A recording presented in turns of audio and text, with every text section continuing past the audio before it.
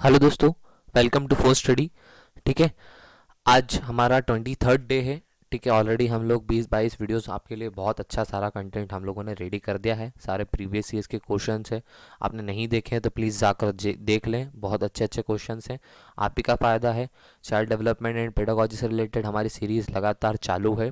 हम कोशिश कर रहे हैं कि रोज़ आपको 20 से 25 वीडियो आपको 20 से 25 क्वेश्चंस करवाएं। अभी तक वैसे 20 क्वेश्चन चल रहे थे, हम आगे भी आज आपके लिए कुछ बड़ा प्लान कर रहे हैं। हमारे साथ बने रहें। ठीक है, वीडियो को लाइक कर दें, शेयर कर दें जल्दी से फटाफट से। और चैनल को अगर सब्सक्राइब नहीं किया है तो प्लीज़ सब्सक्राइब कर दें। देखेंगे आज का वीडियो बिना किसी देरी के साथ में। अच्छा, आप लोग अगर और कुछ और किसी सब्जेक्ट के बारे में कुछ और नया देखना चाहते हैं तो प्लीज़ हमें कमेंट बॉक्स के अंदर आप लिख सकते हैं, जिससे हम लोग कोशिश करेंगे आप तक पहुँचें। और हमारी टेक्निकल टीम आपको बिल्कुल सपोर्ट भी करेगी, और हम कोशिश करेंगे कि उससे रिलेटेड हम कोई आपको वीडियो प्रोवाइड कर सकें। ठीक है, तो जैसा कि आपको पता है हम अच्छे अच्छे क्वेश्चंस कर रहे हैं, तो आप ज़रा भी देर ना करें, वीडियो को लाइक करें। अगर किसी को आप चाहते हैं जिसको बता सकें जो इस चीज़ की प्रिपरेशन कर रहे हैं, तो उन्हें शेयर भी ज़रूर कर दें। ठीक है, बिना किसी देरी के हम लोग शुरू करते हैं हमारे सेशन को फर्स्ट क्वेश्चन के साथ में। पहला क्वेश्चन है, निम्नलिखित में से किस कथन को सीखने की लक्षण के रूप में नहीं माना जा सकता है? इसके ऑप्शन है, सीखना कुछ ऐसी चीज़ है जो कुछ अनुभव के परिणाम स्वरूप घटित होती है। ब, व्यवहार का अध्ययन सीखना है। स, अधिगम भी सीखने का एक हिस्सा है। द, सीखना एक प्रक्रिया है जो व्यवहार में मदद करती है। तो इसका ऑप्शंस आपको ध्यान से पढ़ना है और इसका आंसर करना है, जो कि 10 सेकंड का समय आपको दिया जाता है हर बार। निम्नलिखित में से किस कथन को सीखने के लक्षण के रूप में नहीं माना जा सकता? तो देखेंगे इसका आंसर है व्यवहार का अध्ययन सीखना। व्यवहार का अध्ययन सीखना एक सीखने के लक्षण के रूप में नहीं माना जा सकता। ठीक है, ध्यान रखना है आपको। हमने पिछले कल के हमारे क्वेश्चंस में भी इस तरीके के क्वेश्चंस किए। हम आपको स्थिति परिस्थिति के ऊपर क्वेश्चंस प्रोवाइड करने की कोशिश कर रहे हैं, क्योंकि अक्सर एग्जाम्स के अंदर 2 या 3 क्वेश्चन इस तरीके के बनते हैं। और आपको बिल्कुल आना चाहिए। आपकी प्रैक्टिस जितनी ज़्यादा आप प्रैक्टिस करेंगे, जितने ज़्यादा क्वेश्चंस लगाएंगे, उतनी ज़्यादा आपकी अच्छी प्रैक्टिस हो जाएगी और उतने ज़्यादा आप आगे अच्छे क्वेश्चंस कर पाएंगे और जल्दी कर पाएंगे। अच्छा, आपको इनके आंसर्स के ऑप्शंस जो हैं, या अ, ब, स, द, ये आपको कमेंट बॉक्स के अंदर लिखने की एक आदत डालना है, जिससे आप ही का खुद का फ़ायदा है। एक्चुअली में वे आप अभी आपका थोड़ा समय लेंगे, ये आपको हो सकता है लिखने में कुछ थोड़ी बहुत दिक्कतें भी हो, लेकिन ये आपका आपकी आने वाली एग्ज़ाम्स जो कि MPTET की है, उसमें बहुत ज़्यादा समय बचाने भी वाली है। और मैं मतलब इतना ज़रूर कहूँगा कि आपको बहुत ज़्यादा फ़ायदा पहुँचाने वाली है। तो एक आदत डालें। आपको ज़्यादा 1 सेकंड लगता है, मेरे ख्याल से 1 या 2 सेकंड लगता है लिखने के लिए, तो उसमें कुछ है नहीं। अच्छा, उससे आपको खुद को सेल्फ एनालाइज करने का लिए भी एक मौका मिलेगा, जिससे आप खुद को देख सकते हैं कि मैंने कौन से क्वेश्चन का आंसर किस तरीके से किया था। ठीक है, तो शुरू करते हैं। आगे हम लोग देखते हैं मीन्स आगे का सेशन क्वेश्चन नंबर 2 के साथ में। क्वेश्चन नंबर 2 है, सिद्धांत के रूप में रचनावाद कंस्ट्रक्टिविज्म अ दुनिया के बारे में अपना दृष्टिकोण निर्मित करने के शिक्षार्थी की भूमिका पर बल देती है। ठीक है, ब, सूचनाओं को याद करने और पुनः स्मरण द्वारा जांच करने पर बल देता है। स, शिक्षक की प्रभुत्व वाली भूमिका का पर बल देता है। द, अनुकरण की भूमिका पर केंद्रित है। ठीक है, तो इसका आंसर करना है आपको। 10 सेकंड का समय रहता है आपको, जैसा कि पता है। सिद्धांत के रूप में रचनावाद कंस्ट्रक्टिविज्म, इसके ऑप्शंस मैंने एक बार पढ़ दिए हैं, आपको ध्यान से पढ़ना है और इसका आंसर करना है। जल्दी से इसका आंसर करें, कमेंट बॉक्स के अंदर लिखें। ठीक है, तो हमारा आंसर होगा, दुनिया के बारे में अपना दृष्टिकोण निर्मित करने के शिक्षार्थी की भूमिका पर बल देता है। तो सिद्धांत के रूप में रचनावाद कंस्ट्रक्टिविज्म किस चीज़ पर भूमिका देता है? तो दुनिया के बारे में अपना दृष्टिकोण निर्मित करने के शिक्षार्थी की भूमिका पर बल देता है। अगला प्रश्न है क्वेश्चन नंबर 3, विशेष रूप से प्राथमिक स्तर पर विद्यार्थियों को सीखने संबंधी समस्याओं को संबोधित करने पर का सबसे बेहतर तरीका है। तो क्या है इसके ऑप्शन से? अक्षमता के अनुरूप विभिन्न शिक्षण पद्धतियों का प्रयोग करना। ब, महंगी और चमकदार सहायक सामग्री का प्रयोग करना। स, सरल और रोचक पाठ्य पुस्तकों का प्रयोग करना। द, कहानी कथन पद्धति का प्रयोग करना। तो फटाफट से इसका आंसर करना है आपको बिना किसी देरी के। Sorry for the inconvenience. विशेष रूप से प्राथमिक स्तर पर विद्यार्थियों को सीखने संबंधी समस्याओं को संबोधित करने का सबसे बेहतर तरीका है। तो देखते हैं इसका आंसर है अक्षमता के अनुरूप विभिन्न शिक्षण पद्धतियों का प्रयोग करना। अगला प्रश्न देखेंगे, क्वेश्चन नंबर 4, निम्न में से कौन से कथन को सीखने की प्रक्रिया की विशेषता नहीं बनना चाहिए? अ, शैक्षणिक संस्था के एक ही मात्र संस्थान है जहां अधिगम प्राप्त होता है। ब, सीखना एक व्यापक प्रक्रिया है। स, सीखना लक्ष्य मुखी होता है। द, अधिगम भी सीखने की प्रक्रिया है। देखेंगे इसका आंसर, आपके पास में 10 सेकंड है, पहले इसका आंसर आप कर सकते हैं कमेंट बॉक्स के अंदर। निम्न में से कौन से कथन को सीखने की प्रक्रिया की विशेषता नहीं बनना चाहिए? तो इसके ऑप्शंस में से इसका आंसर होगा शैक्षणिक संस्था की एक ही मात्र संस्था है जहां शैक्षणिक संस्था एक ही मात्र संस्था है जहां अधिगम प्राप्त होता है। ठीक है, अगला प्रश्न देखें, क्वेश्चन नंबर 5, सीखने की अंतर्दृष्टि सिद्धांत को निम्नलिखित में से किसने बढ़ावा दिया? अ, गेस्टॉल्ट सिद्धांतवादी। ब, पावलोव। स, जीन पियाजे। द, वाइगोट्स्की। तो ये सारे साइंटिस्ट के नाम हैं, इनके बारे में आपको ज़रूर पता होना चाहिए। ठीक है, आपके पास में 10 सेकेंड हैं जो कि शुरू हो चुके हैं। सीखने की अंतर्दृष्टि सिद्धांत को निम्नलिखित में से किसने बढ़ावा दिया? अ, गेस्टॉल्ट सिद्धांतवादी। ब, पावलोव। स, जीन पियाजे। द, वाइगोट्स्की। इसके आंसर को देखते हैं, इसका आंसर है गेस्टॉल्ट सिद्धांतवादी। ठीक है, तो सीखने की अंतर्दृष्टि सिद्धांत को निम्नलिखित में से किसने बढ़ावा दिया? तो गेस्टॉल्ट सिद्धांतवादी ने इस सिद्धांत को बढ़ावा दिया। ध्यान रखना है, महत्वपूर्ण, बहुत महत्वपूर्ण क्वेश्चन है, अक्सर इस तरीके के क्वेश्चन पूछे जाते हैं। क्वेश्चन नंबर 6, अधिगम के प्रक्रम में अभिप्रेरणा। अ, सीखने वालों की स्मृति को तेज बनाता है। ब, पुराने अधिगम से नए अधिगम को विभेदित करता है। स, एक रूप से सोचने में सीखने वाले को प्रस्तुत करता है। द, नए सीखने वाले में अधिगम के लिए रुचि सृजन करता है। तो इसका आंसर करना है आपको, 10 सेकंड का समय है। अधिगम के प्रक्रम में अभिप्रेरणा, इसके ऑप्शंस आपके सामने हैं, फटाफट से इसका आंसर करें। ठीक है, तो देखेंगे इसका आंसर है नए सीखने वाले में अधिगम के लिए रुचि सर्जन करता है।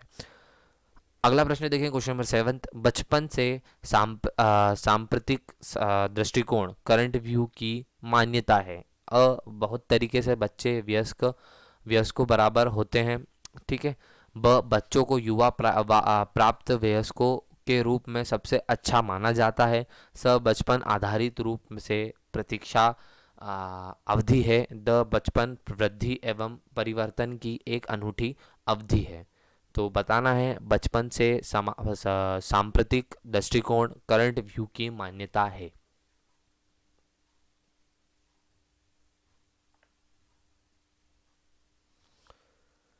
देखेंगे इसका आंसर है बचपन वृद्धि एवं परिवर्तन की एक अनूठी अवधि है।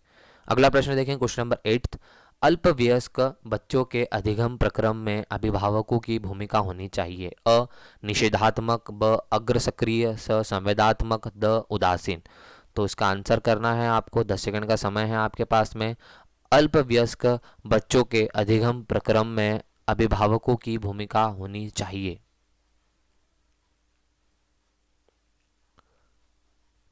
तो इसका आंसर है अग्र सक्रिय। तो अल्पवयस्क बच्चों में के अधिगम प्रक्रम में अभिभावकों की भूमिका होनी चाहिए, तो अग्र सक्रिय भूमिका होनी चाहिए।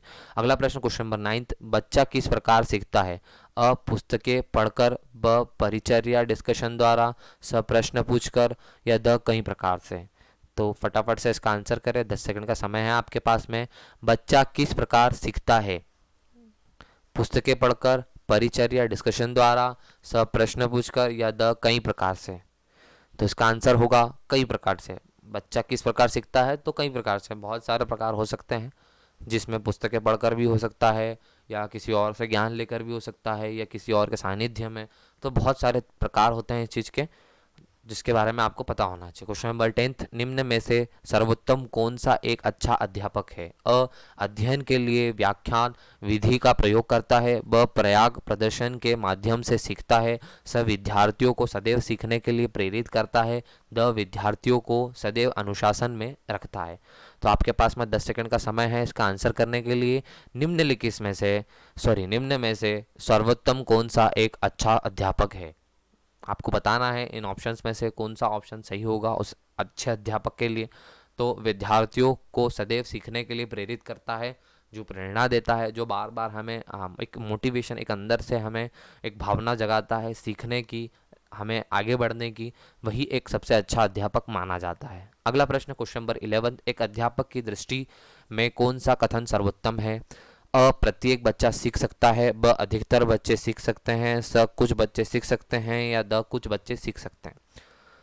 तो आपको बताना है इसका आंसर। मेरे ख्याल से ऐसा कोई नहीं होगा जिसको इसका आंसर पता ना हो, सभी को आंसर पता है। फटाफट से इसका आंसर आपको कमेंट बॉक्स के अंदर लिखना है। एक अध्यापक की दृष्टि में कौन सा कथन सर्वोत्तम है, बताना है आपको। इसका आंसर है प्रत्येक बच्चा सीख सकता है। तो एक अध्यापक की नज़र में हर बच्चा सीख सकता है, चाहे उसे किसी भी चीज़ की दिक्कत हो, या उसे शारीरिक दिक्कत हो, या फिर कोई मानसिक दिक्कत हो। लेकिन एक अध्यापक के तरीके या अध्यापक के देखने से हम लोग देखते हैं कि एक अध्यापक की सोच से मतलब हर एक बच्चा सीख सकता है।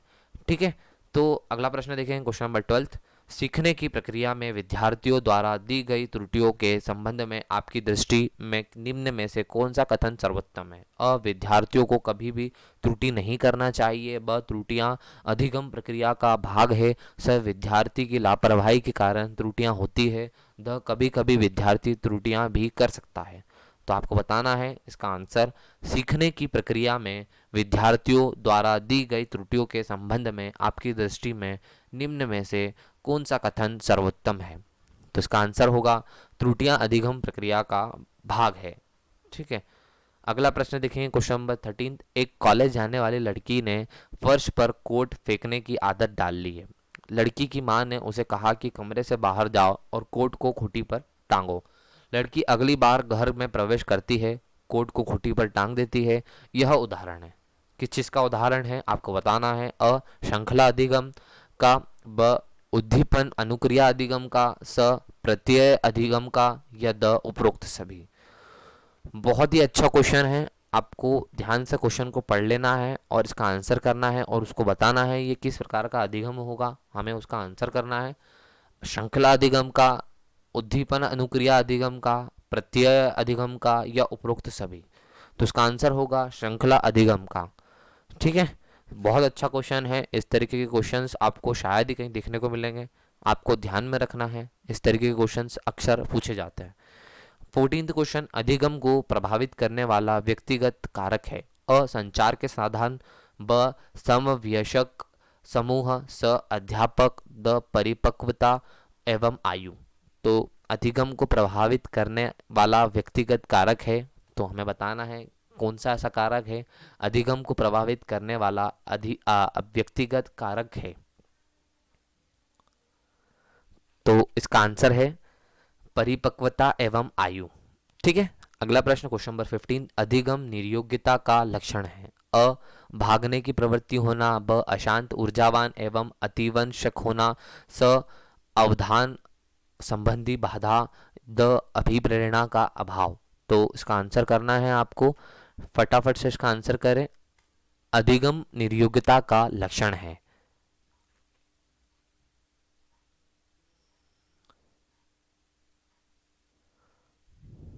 तो देखेंगे इसका आंसर, अधिगम निर्योग्यता का लक्षण है अवधान संबंधी बाधा। यह एक अधिगम निर्योग्यता का लक्षण है, ध्यान रखना है। अगला प्रश्न क्वेश्चन नंबर 16, रचनात्मक लेख का नियोजन होना चाहिए। अ, केवल उन बच्चों के लिए जो कक्षा स्तर पर पढ़ते हैं। ब, केवल उन छात्रों के लिए जो लंबे वाक्यों को सीख सकते हैं। स, केवल उन छात्रों के लिए जो समाचार पत्र के लिए सीखना चाहते हैं। या द, सभी छात्रों के लिए। तो रचनात्मक लेख नियोजन होना चाहिए, रचनात्मक लेख का नियोजन होना चाहिए। ऑप्शंस ध्यान से पढ़े और ध्यान से इसका आंसर करें। तो देखेंगे इसका आंसर है सभी छात्रों के लिए। तो रचनात्मक लेख का नियोजन होना चाहिए, सभी छात्रों के लिए होना चाहिए। अगला प्रश्न क्वेश्चन नंबर 17, सीखने के लिए कौन से कारक है जो सीखने को प्रभावित करते हैं? अ शिक्षार्थी का शारीरिक व मानसिक स्वास्थ्य, ब प्रेरणा व उपलब्धि का अभिप्रेरणा, स उत्सुकता और इच्छा शक्ति, द उपयुक्त सभी। तो इसका आंसर करना है सीखने के लिए कौन सा कारक है जो सीखने को प्रभावित करते हैं।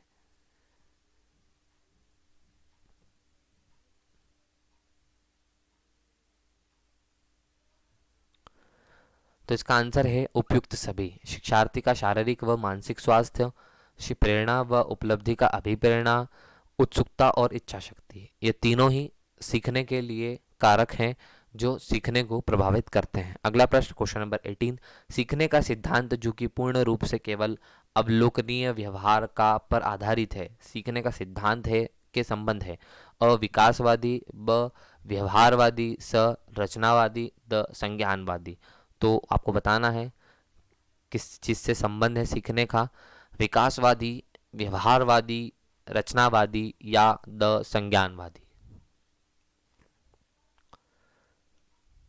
तो इसका आंसर है व्यवहारवादी। सीखने का सिद्धांत का संबंध है व्यवहारवादी से। क्वेश्चन नंबर 19, सीखने का सिद्धांत जो कि पूर्ण रूप से केवल अवलोकनीय व्यवहार पर आधारित है। सीखने का सिद्धांत के संबंध है शिक्षार्थियों को डैश के लिए प्रोत्साहित नहीं करना चाहिए। अ समूह कार्य में दूसरे शिक्षार्थियों के साथ सक्रिय रूप से अंतरक्रिया करना, ब अधिक से अधिक पाठ्य सहगामी क्रियाओं में हिस्सा लेने में, स शिक्षक जो पूछ सकते हैं उन सभी प्रश्नों के उत्तर याद करने, द शिक्षा के अंदर और बाहर अधिक से अधिक प्रश्न पूछने में।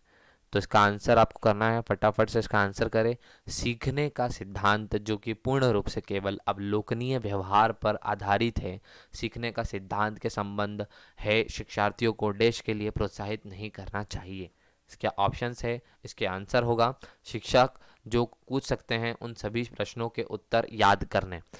अगला प्रश्न क्वेश्चन नंबर 20, निम्नलिखित में से कौन सा रचनात्मक आकलन फॉर्मेटिव असेसमेंट के लिए उचित उपकरण नहीं है? अ मौखिक प्रश्न, ब सत्र परीक्षा, स प्रश्नोत्तरी और खेल, द दत्त कार्य असाइनमेंट।